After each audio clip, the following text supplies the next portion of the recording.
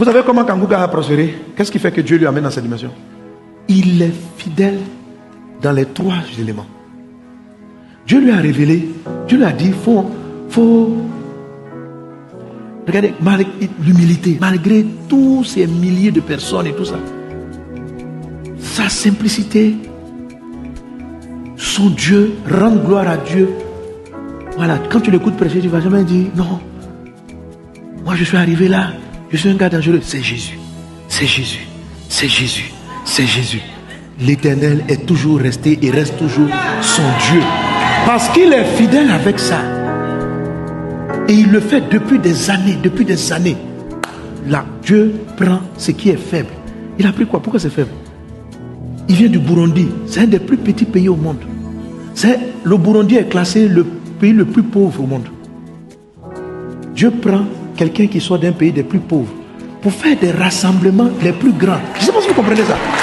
Ça s'appelle de la grâce confondante. Amen. Mais pourquoi? Il n'a pas changé. Il fait son même système d'évangélisation. Il a pris l'application là. Il envoie toujours des messages. Tous les jours de la vie. Kanguka envoie un message à tous les abonnés. Tous les jours. Ils ne sont pas la fidélité. Et Dieu, voyant que rien n'arrive à le déstabiliser, il lui donne sans limite. Parce que ça ne le change pas. Deuxième secret qu'il a. Il est un évangéliste. Vous savez qu'il n'est pas pasteur. Hein? À la croisade, il a présenté son pasteur. Moi-même, il dit, tu sais que dimanche, je vais à l'église. Dimanche, il arrive, il s'assoit. Il dit, Dieu lui a dit qu'il est évangéliste. Il n'est pas pasteur. Il n'a pas d'église. Il s'assoit tous les dimanches et puis il écoute son pasteur. Son pasteur, de temps en temps, il prêche. Le pasteur lui dit, Odi, c'est toi qui es programmé. Il vient, il fait son programme. Et puis il vient, il s'assoit.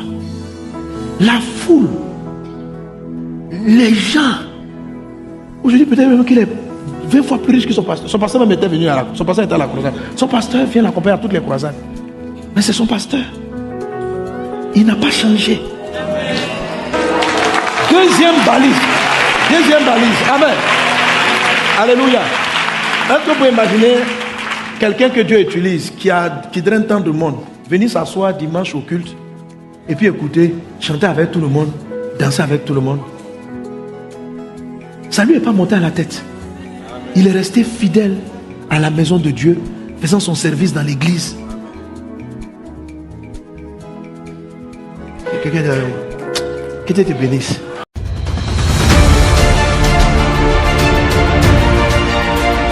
Il faut confesser la parole. L'échec, ce n'est pas la fin du monde. Tant que tu respires, quand il y a l'oxygène en toi, quand il y a la foi, quand Jésus est sur le trône, tout va bien.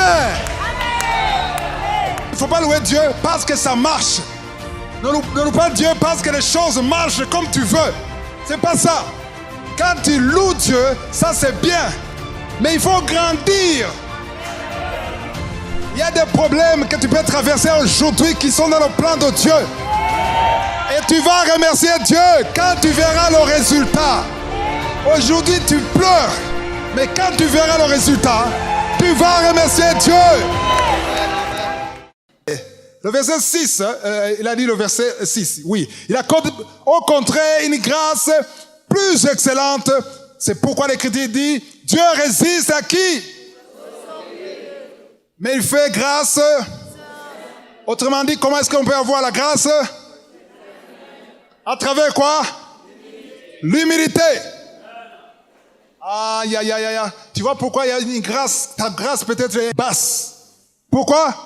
Non, moi je suis pas orgueilleux. Non, je me connais. Tu te connais, mais Dieu te connaît plus que tu te connais. Il peut y avoir un orgueil qui n'est pas visible. Il y a l'orgueil visible et l'orgueil invisible. Il y a des gens que tu vois ici, tu dis, il est tellement humble. Mais Dieu voit son cœur.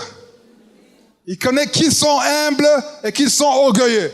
Mais par principe, selon cette parole, si tu es orgueilleux, il ne faut pas rêver pour avoir la grâce plus excellente. Amen. Parce que ça c'est la voie pour avoir la grâce. Dans 1 Pierre 5, verset 5, on dit de même, vous qui êtes jeunes, soyez soumis aux anciens et tous dans vos rapports mutuels résistez, revêtez-vous d'humilité. Waouh! Ça c'est un verset très important, il faut écrire ça. 1 Pierre 5, verset 5, il faut se revêtir. Comme tu as porté ta chemise, comme tu as porté ta robe, comme tu as porté tes souliers. Il ne faut pas oublier de porter l'humilité.